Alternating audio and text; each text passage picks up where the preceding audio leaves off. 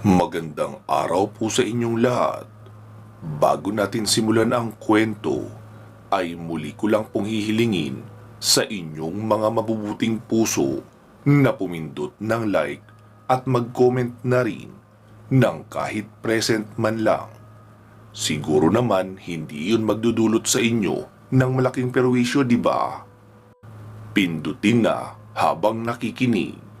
Salamat sa iyo, katribo ah. Ipagpatuloy na natin ang kwento. Malayo-layo din ang aming nilakad habang bihag kami noong mga malalaking nilalang na ayon pa nga kay Clea, mga Nephalim ang tawag sa kanila, anak ng mga engkanto sa mga Borhamin. Nakita kong nakasimangot si Tingting habang naglalakad. Tapos panay ang tingin niya sa nilalang na nasa kanyang tagiliran. Psst! Psst! Sit-sit pa ni Tingting. Akala ko naman ay kami ang tinatawag niya.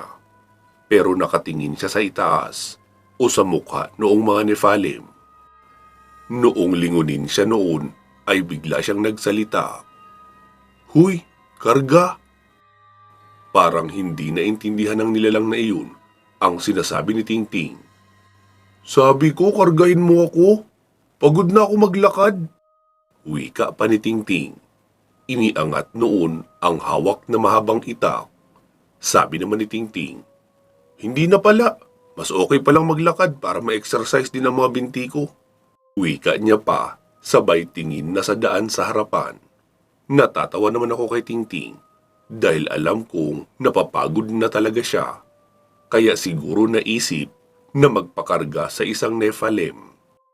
Kalahating oras pa siguro ng aming paglalakad ang lumipas nang matanaw namin ang isang pamayanan na may mga bahay na matatangkad. Gawa lang naman iyon sa kahoy at mga dahon, pero halatang malalaking tao ang nakatira dahil maging ang mga pintuan ay malalapad at matatangkad rin. Mga nasa 8 talampakan kasi ang pangkaraniwang tangkad ng mga nilalang na iyon. Noong makapasok na kami sa kanilang pamayanan ay nagulat ako dahil hindi pala sila mga pangit o mukhang halimaw. Ang gagwapo nila. Para rin silang mga pangkaraniwang engkanto na matatangos ang ilong, mestizo, kulay asul ang mga mata, at may manipis na bigote sa mukha. Ang buong akala ko talaga ay pangit sila. Dahil yung mga nakita kong Borhamin dati ay pangit at talagang nakakatakot. "Clea, akala ko nakakatakot ang itsura nila." Wika pa ni Tingting. "Kaya nga sila nagmamaskara siguro ng pangit para katakutan sila ng ibang nilalang sa labas ng kaharian. Pero mga gwapo at magaganda raw talaga ang mga Nephalim," sabi ng aking ama. Habang binabagtas namin ang gitna ng pamayanan, ay maayos at matiwasay ang paligid. Walang mga sumisigaw, kagaya ng mga nakikita natin sa palabas, na sumisigaw ang mga mamamayan kapag may naiuuwing bihag ang kanilang hukbo. Maituturing nga sila na sibilisadong pamayanan. Baka mas magulo at maingay pa ang mga squatters area sa mundo natin. Ipinasok kami sa isang malapad na kamalig. Tapos sa bandang dulo ay may kulungan na gawa lang sa kahoy. Pero halos kasing taba naman ng braso ko ang bawat isang kahoy na ginamit bilang rehas, kaya hindi rin masisira kahit banggain iyon ng todo. Ipinasok na nga kami sa loob ng kulungang iyon. Tapos nilagyan ng isang maliit na tapayan na may tubig at 2 bao sa ibabaw. Iyon siguro ang ipapagamit bilang baso. Tapos naglagay din ng ilang pirasong prutas. Agad naman kaming nagsikain. Sabi naman ni Tingting, "Mabuti pa sila dito, hindi malupit sa mga bihag." Sabi ko naman, "Oo, mabait sila kung hindi kamatayan ang ipapataw nila sa atin." Lumipas ang maghapon sa lugar na iyon. Walang ibang pumapasok sa kamalig na pinaglalagyan sa amin. Si Clea naman ay panay ang tawag sa bantay sa labas upang makausap sana namin pero walang lumalapit. Kinabukasan, tulog pa kami noong bumukas ang pintuan ng selda namin. Isa-isa kaming binitbit papalabas tapos pinaupo ng magkakahiwalay pero doon pa rin sa loob ng kamalig at hindi kami nakatali. May pumasok na 3 matatanda. Matanda lang tignan dahil sa kulay ng buhok, pero hindi kulubot ang mukha at matitikas pa rin ang tindig. Mapagpalang araw sa inyo. Kami ang 3 haligi ng pamayanang ito. Paumanhin kung hindi namin kayo agad napuntahan para makausap. Anong inyong pakay sa pamayanan namin? Sasagot na sana ako, pero itinaas noon ang kanyang kamay na parang sinasabing, huwag muna akong sasagot. Tapos suminya sa isang tauhan na lumapit. Pagkalapit naman noong tinawag, ay may nilapag na isang kristal sa harapan ko. Liliwanag yan ang pula kapag hindi totoo ang mga isinagot mo. Sige, sumagot ka na. Bago po ang lahat, ay magpapakilala muna ako sa inyo. 3 haligi. Ako po si Lino, isang babaylan sa mundo ng mga tao. Ito naman ang kaibigan kong si Tingting. Isa rin siyang mortal kagaya ko. Pero pangkaraniwang tao lang. Ito naman ay isang diwata, si Clea, at isang tikbalang, si Rene. May malubhang karamdaman ang aking inkantong gabay. Nawalan siya ng alaala. Hindi niya kami nakikilala. Kaya pumasok kami sa mundo ng mga engkanto para humingi ng bulaklak ng gunita sa loob ng hardin ng Avalon. Kaso, nakaengkwentro namin ang mga buwitre. Imbis na makarating kami sa Avalon, ay napalayo kami. Naghahanap kami ng daan para makabalik sa Avalon noong hindi sinasadyang makapasok kami sa teritoryo nyo. Kung hindi po sana kalabisan sa inyo, nais ko sanang humingi ng tulong para maihatid kami hanggang malapit sa Avalon ng ligtas. Dahil ayon dito sa kasama kong diwata, hindi lang buwitre ang mapaminsalang nilalang na nakatira sa mundong ito. At bakit naman namin kayo tutulungan? Baka hindi pa nakakaalis ng Avalon ang maghahatid sa inyo. Ay nakapagsumbong na kayo kung nasaan ang kinaroroonan ng pamayanan namin. Mawalang galang lang po uli ha. Hindi po kami kakampi o kapanalig ng Avalon. Sa katunayan nga po niyan, kaya ko kailangan maibalik sa tamang pag-iisip ang aking gabay. Iyon ay upang matulungan ako na itakas mula sa Avalon ang aking mag-ina. Dinukot sila ng mga prinsipe ng Avalon. Ha? Iyong ina? Ibig ko pong sabihin, ang aking anak at ang ina ng aking anak. Ina ng iyong anak, pero hindi mo kabiyak? Paglilinaw na tanong pa noon habang nakangiti. Opo, parang gano'n na nga. Tapos nagtawanan sila.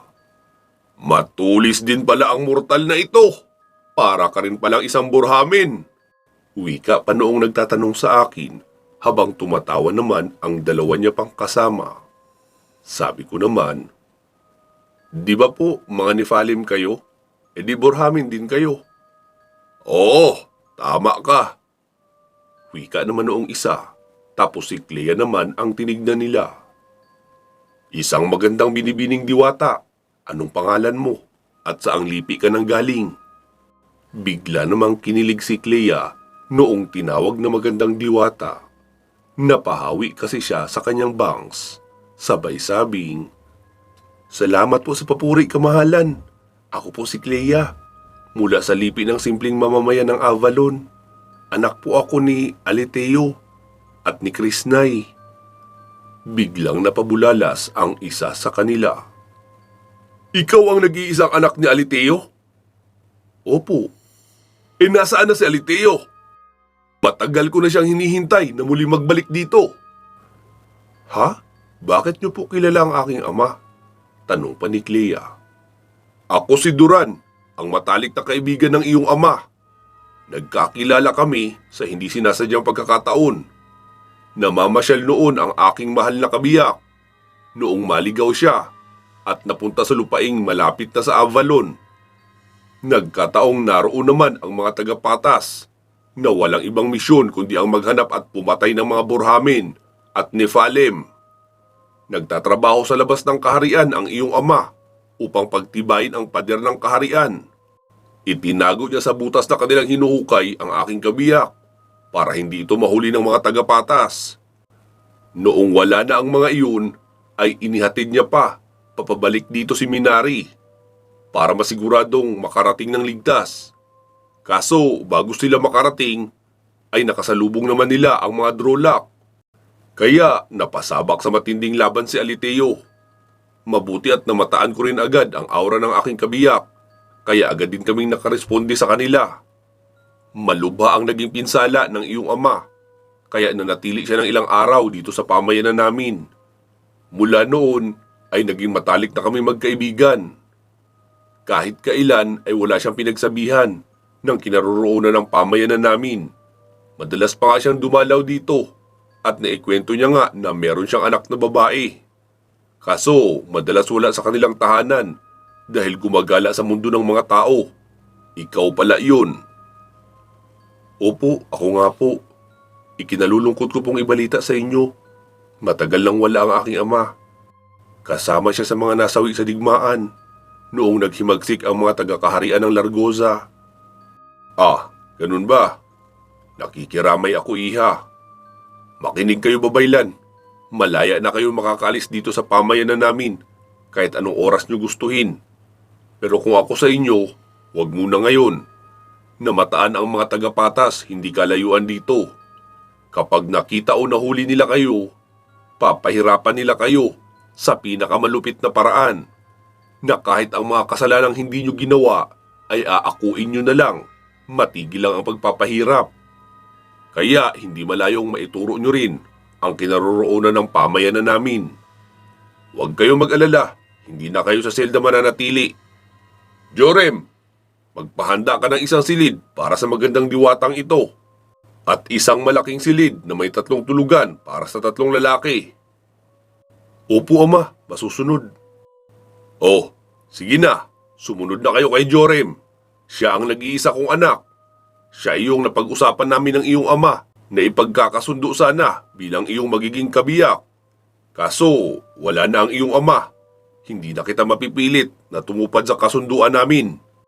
Nakita kong titig na titig si Clea sa mukha noong binatang si Jorem. Sabi naman ni Clea, kamahalan. Handa pa rin naman po akong tumupad sa kasunduan niyo ng aking ama. Iyon ay kung gusto niyo pang ipatupad. Wika pa ni Clea habang matamis ang ngiti sa binatang Nephalim. Sabi ko naman, Uy, Clea, nasa misyon tayo. Hindi oras ng paglalandi.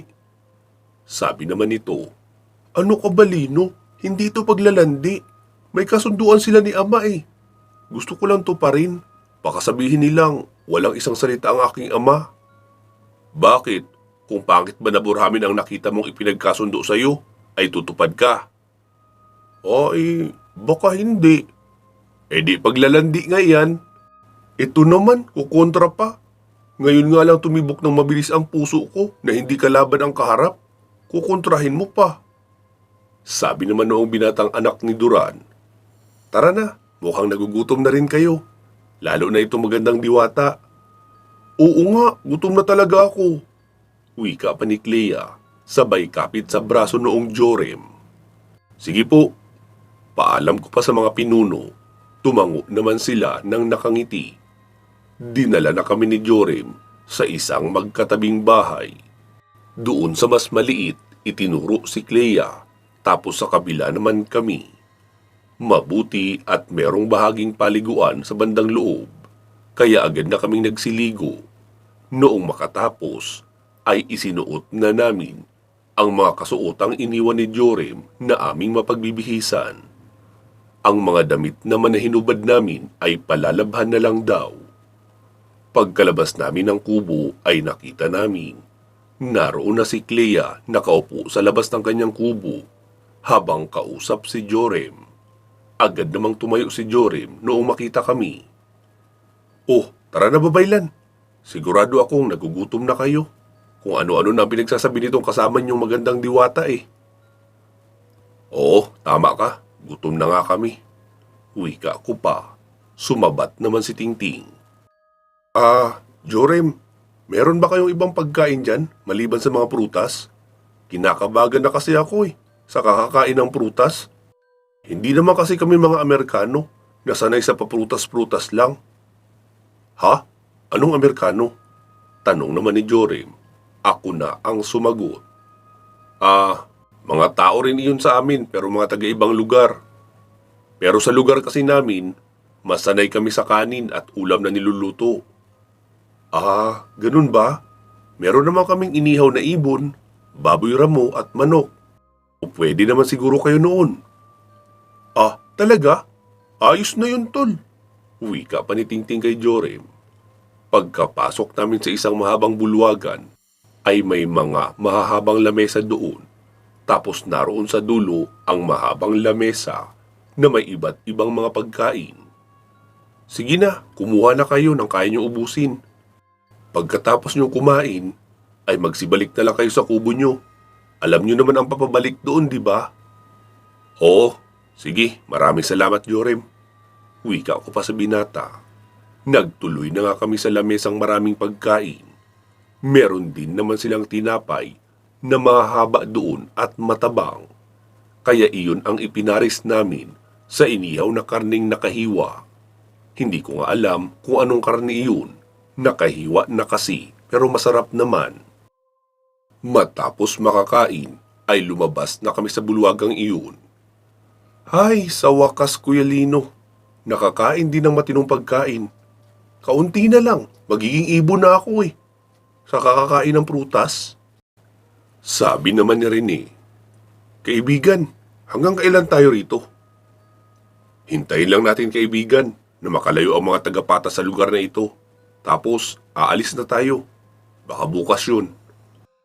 Tanghali siguro noong mga oras na iyon dahil maliwanag Kaya noong makabalik kami sa mga kubo, ay agad kaming nagsitulog. Nagising kami dahil sa narinig naming ingay sa labas. Tunog iyon na nagkakasiyahan, kaya nagsilabas na rin kami ng kubo. Nagtayo pala sila ng malapad na tolda sa gitna ng pamayanan. Tapos maraming ilaw at may nagsasayawan na sa gitna. Ilang saglit pa ay lumapit sa amin si Jorem. May kasamang mga kababaihan at kalalakihan. Babaylan, tara, makisaya kayo. Ha? Ano meron? Kaarawan ng isang haligi ng pamayanan, si Zuri. Kaya maraming nakahandang pagkain at may sayawan din. Marami ring alak na inihanda. Siguro naman, umiinom ang mga tagamundo ng tao, ng alak. Napatingin naman ako kay Rene. Rene, alak daw. Sabi naman ni Rene. Hindi ako umiinom. Sasayaw na lang siguro ako. Halina kayo. Wika pang muli ni Jorem at hinila na kami ng mga babaeng kasama niya. Si Clea naman ay si Jorem mismo ang humila. Gustong-gusto naman ni Clea na hawak siya ng binata. Ang gaganda ng mga kababaihan nila doon. Kaso nga lang, para silang mga basketballista. Hanggang balikat lang nila ako, ang tatangkad kasi nila. Kaya kapag nakaharap ako sa kanila, ay nakatapat talaga ang mukha ko sa kanilang kabundukan. Kunyari na lang ako, natagos lang ang tingin. Mahirap na, baka magkaanak pa ako sa isang Nephilim. Hindi ko pa naman alam kung ano na ang tawag sa ganoon. Noong naroon na kami sa gitna, ay masigasig na rin kaming nagsisayaw. Kuya Lino, ano ba itong sayaw nila? Talon ng talon. Parang mga tipaklong na inilagay sa mainit na kawali Sabi ko naman, di pakitaan mo ng galawang pang street boys, tsaka yung paborito mong sayaw, yung Macarena. Dahil sa patuloy kami sa pag-iinom habang sumasayaw, kaya mabilis na rin kaming tinamaan ng alak. At mukhang mas matapang ang alak nila doon kaysa sa alak sa mundo ng mga tao. Nawala na ang hiya ni Tingting. Tumuto na sa pagsasayaw sa gitna. Minsan cha-cha ang sayaw niya, minsan naman iyong Macarena. Minsan din ay nagiging isang macho dancer. Napapatakip na lang ako ng mata dahil nahihiya na ako sa pinaggagawang mga sayaw ni Tingting. Tuwang-tuwa naman ang lahat ng taga roon sa pamayanan at nakisabay na rin kay Tingting. Noong makaramdam ako ng pagod ay lumabas ako doon sa tent. Nakita kong meron sila doong tore na nakatanaw patungo sa labas. Nakita kong may mga Nephilim na naroon, kaya umakyat ako para sana makipag-usap. Nagulat ako noong si Duran ang naabutan ko roon. May kasamang isang napakagandang babae. Maputi iyon at napakaganda ng mata. Maamo rin ang mukha. "Oh, babaylan, bakit umalis ka sa tolda?" "Duran, ikaw pala." Magpapahangin lang sana. Napagod na ako sa kakasayaw eh." "Salamat ha, dahil isinama niyo kami sa inyong kasiyahan." "Wala yun, babaylan. Hindi naman namin kayo kaaway, kaya walang dahilan para manatili pa kayo sa kulungan. Ito nga pala ang aking kabiyak, si Minari." "Ha? Kabiyak mo siya? Akala ko anak mo eh. Bata pa kasi ng itsura at napakaganda niya pa." Yumuko naman ang babae at sinabing, "Maraming salamat sa papuri, babaylan. Isang karangalan ang makakilala ng isang babaylan mula sa mundo ng mga tao." Ako rin po, nagagalak na makilala kayo lahat dito. Hindi ko alam na meron palang ganitong pamayanan dito, pinaghalong Burhamin at Diwata. Parang sa mundo nyo rin, babaylan. Kahit magkaiba ang lahing pinanggalingan, ay pwedeng mag-ibigan." Habang kausap ko ang mag-asawa, ay nakaramdam ako ng hindi maganda. Napatingin ako sa malayo, sa madilim na bahagi ng kagubatan. "Mawalang galang lang, Duran. Ayos lang ba kung wag muna kayo magsasalita?" Tumango naman ang mag-asawa. Humarap na ako sa kawalan at pumikit. Doon ko na narinig ang tunog na parang mga angil at galit na mga halimaw. Nagmamadaling tumakbo papunta sa direksyon ng pamayanan. "Ano yun, babaylan?" tanong pa ni Duran. "Duran, hindi ko alam kung ano, pero nasa panganib ang pamayanan nyo. Kailangan na nating ipahinto ang kasiyahan at humanda na sa laban." "Bakit? Ano ba ang naririnig mo?" "Tunog ng takbo at mabibigat na tapak sa lupa. Nagmamadali at galit. Yung tunog ng kanilang angil ay parang sa baboy at halimaw." "Drulak!" "Ha? Ano yun, Duran?" "Mga nilalang, nalika ng mahika. Mula sila sa kaharian ng Kandura.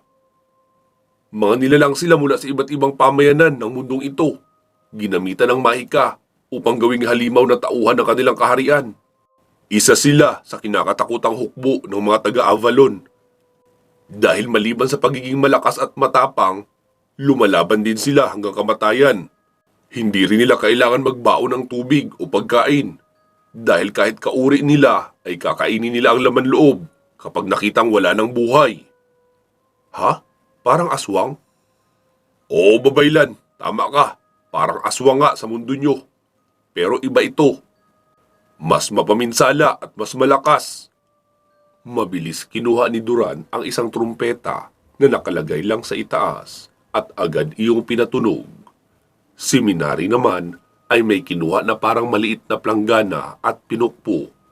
Matining ang tunog noon at kahit yata malayong-malayo ay makakarinig. Biglang nahinto ang mga nagsasayaw sa loob ng tolda, tapos nagpulasan lahat ng mamamayan. Ang mga kalalakihan ay nagtungo sa kamalig ng kanilang mga sandata. Ang mga kababaihan at matatanda naman ang siyang nagsiuwi sa kanilang mga bahay para tipunin ang mga bata at mga dalagitang hindi pa kayang lumaban. Agad na rin akong bumaba sa toring iyon. Naroon na bigla sa harapan ko si Jorim. Nasa likod ko na pala si Duran. Dumating din sina Baod at Zuri. "Duran, bakit ka nagpatunog ng trumpeta para sa pagsalakay?" "Baod, Yuri, sinasalakay tayo ng mga durlak." "Ha? Paano mo nalaman?" Narinig ng babaylan. "Sigurado ka dyan?" Tanong pa nila na nakatingin sa akin. Sabi ko naman, ay, hindi ko alam. Basta, sinabi ko lang kay Duran ang tunog na naririnig ko na paparating. Hindi ko naman alam ang itsura at tunog ng durulak na sinasabi nyo. Jorem, magpatakbo ka ng 3 kawal. Tignan nila ang ibaba ng kabilang bundok na iyan. Masusunod, Ama. Wika pa ni Jorem at agad nang umalis. Maya-maya ay naroon na rin sina Tingting, Clea at Rene sa harapan ko. Lasing na lasing ang tatlo. Nasabi ko na lang sa sarili ko, lagot na.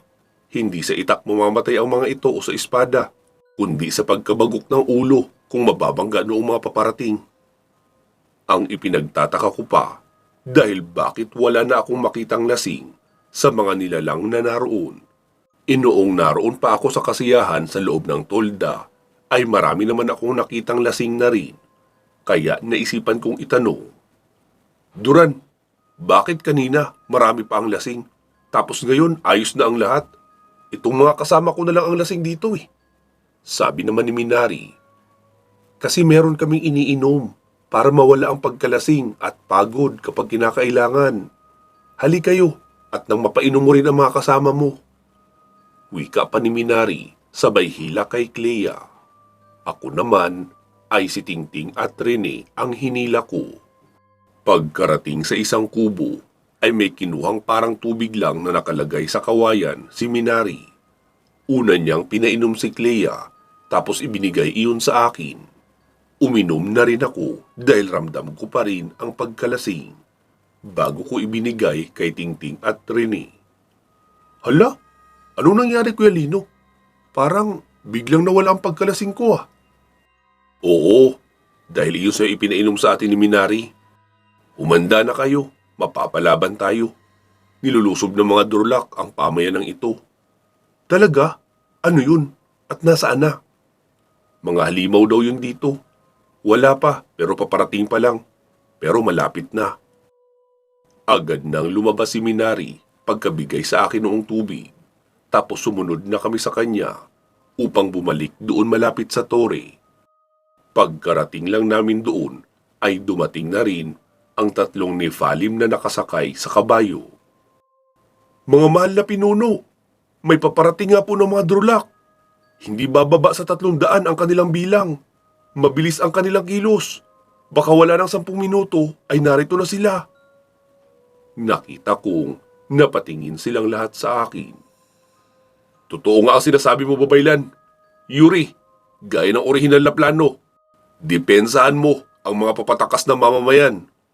Baod, ako ang sasalubong sa unang bugso. Alalay ka sa likuran. Utos pa ni Duran. Hindi kapatid.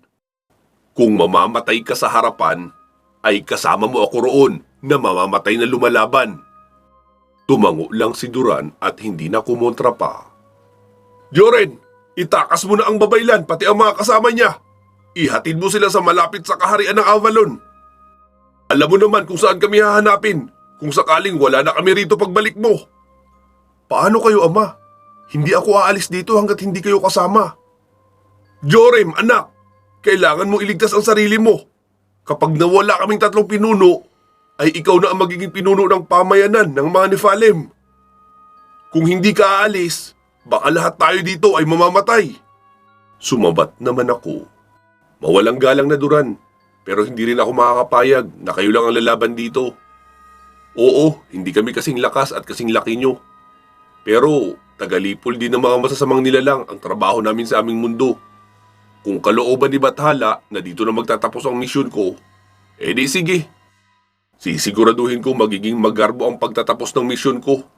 Magpapadala muna ako ng maraming durlak sa mundo ng mga patay bago ako papanaw. Kami rin.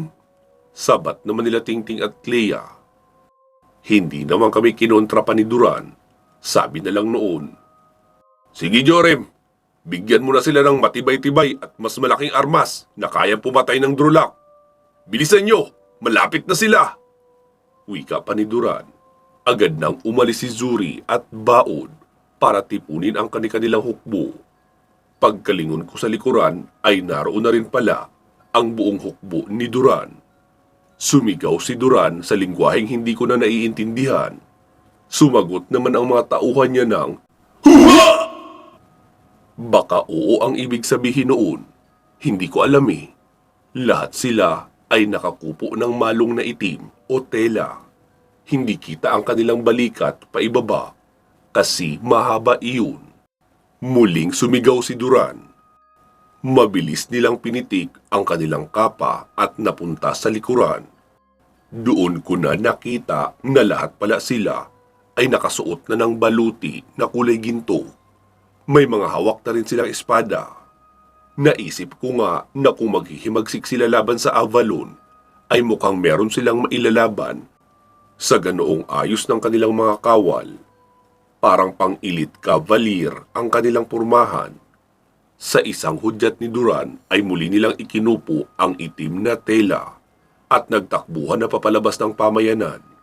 Kasama na rin nila na lumabas si Duran. Kuya Lino, ano ito? Patay kung patay na labanan na naman? Oo, Ting. Pero huwag na muna nating isipin na mamamatay tayo. Isipin na lang natin na mapapagod tayo sa laban na ito pero hindi mamamatay. Babaylan oh! Wika pa ni Jorim habang hawak-hawak ang iba't ibang sandata. Mahahabang espada iyon tapos may sibat at pana rin. Isang espada lang ang kinuha ko dahil may itak naman akong sarili. Si Tingting naman ay sibat ang kinuha. Parehong espada at pana ang kinuha ni Clea at Rene. Sumipol ng malakas si Jorim. Tapos may mga nagtatakbuhang kalalakihan na nakakupo naman na kulay pula pero patungo sila sa gilid. Jorim, sino sila? Sila ang hukbo ko, Babaylan. Ako ang namumuno sa kanila. Tara, doon tayo sa gilid mag-abang. Sila ama at pinunong baod ang bahala sa harapan. Tila uminit naman ang dugo ko at nakaramdam ng sobra-sobrang excitement dahil iyon ang unang pagkakataon na lalaban kami ni Tingting na isang lehitimong hukbo ang kasama. Pero ang tanong, gaano rin kaya kalihitimo ang kakayahan ng kalaban para kabahan at matakot ang hukbo ng mga Nephalim ng ganoon? Pansamantala muna nating puputulin dito ang ating kwento. Magsama-sama tayong muli sa part 191. Naway hindi nyo rin makalimutan na mag-like at mag-comment ng kahit ano. Maraming salamat po ha. Bago po natin tapusin ang videong ito, ay bigyan muna natin ng daan ang ating mga announcement, shoutout at pasasalamat. Gusto ko po munang ipaalam sa lahat na iyong mga kwento nating mahahaba o series ay meron pong playlist. Minsan po kasi mahirap hanapin ang kasunod na part, lalo at paiba-iba ang design ng cover at hindi rin magkakasunod na araw ang pag-a-upload. Meron pong playlist ha, iyong Aswang Killer, mga kwento ni Babaylang Rico, Lagim at Teknolohiya ni Exie, Birador na pinagbibidahan ni Rafael. Siya nga po pala, ang karugtong ng Birador ay iyong kwentong Bangkilanon Hunters. May playlist na rin po ang Revolusyon. Sana ay masubaybayan nyo rin iyon. Bukwan lang iyon ha, at wala ng karugtong. Ang dulo noon ay part 59 lang, wala ng kasunod. Ibig sabihin, malapit na ang pagtatapos noon. Sana ay mapakinggan nyo dahil ako na mismo ang magsasabing maganda ang kwentong iyon, lalo kung mapapakinggan nyo ng naka-playlist dahil sunod-sunod. Naroon ang aksyon, drama, horror na may kasamang exorcism, pati pakikipaglaban sa mga extraterrestrial. Siksik sa labanan na pinaghalo ang modern technology at ancient powers, kaya magaling talaga ang pagkakagawa at pagkakanarrate noon. Sana po ay inyong mapakinggan ng buo. Uulitin ko lang po ha, may playlist na iyon at malapit na ang finale. Magtungo na po tayo sa ating mga shoutout at pasasalamat. Unahin na natin si Ma'am Aida Lasimet Calfe ng Qatar. Maraming salamat po ma'am sa inyong solidong pagsuporta sa ating channel at mga projects. Sana po ay magtuloy-tuloy na ang inyong paggaling.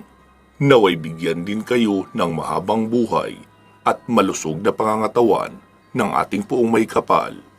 Pinapasalamatan din natin si Ma'am Connie Matias Narumi ng Japan. Ingat po kayo lagi dyan, Ma'am, ha?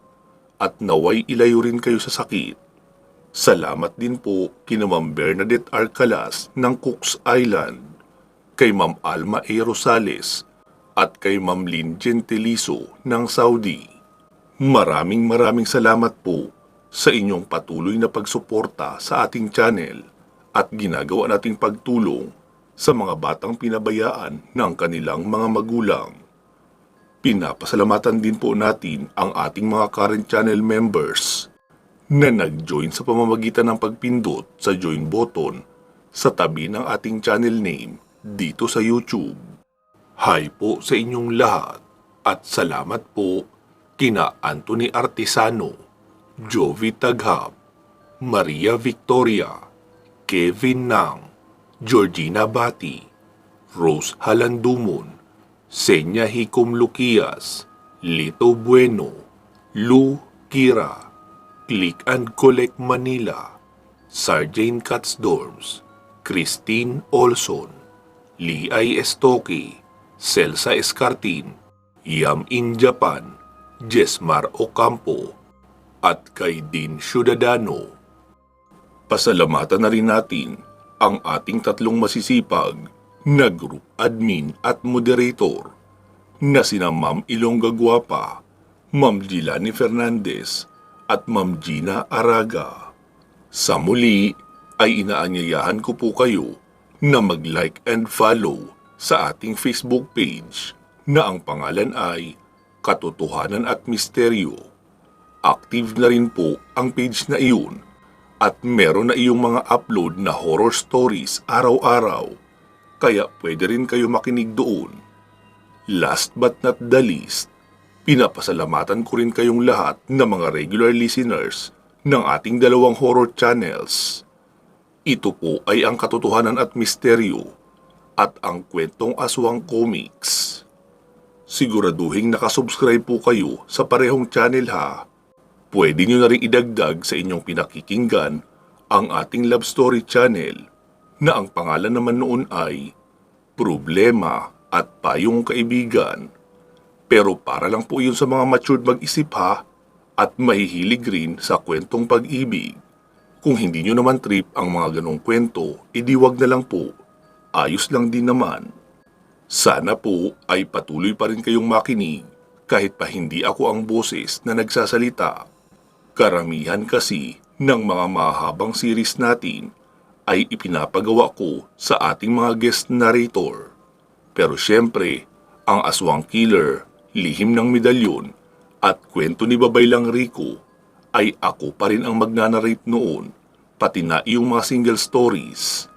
Balikan nyo rin po sana ang mga luma nating video, iyong mga na-upload ng 2 years ago to present.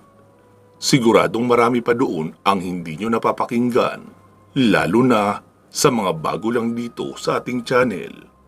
Maraming salamat po sa patuloy nyong suporta sa ating mga channels. Naway sa araw-araw nyong pagtambay sa YouTube ay kasama ang ating channel sa inyong dinadalaw. Kahit ako na ang huli nyong papakinggan, ay ayos pa rin iyon para sa akin. Masaya na ako doon at ipinagpapasalamat ko na ng malaki. Naway pagpalain kayong lahat ng ating puong may kapal at bigyan palagi ng malusog na pangangatawan. Magsama-sama po tayong muli sa iba pang mga paparating nating kwento. Mag-iingat po kayo palagi at hanggang sa muli.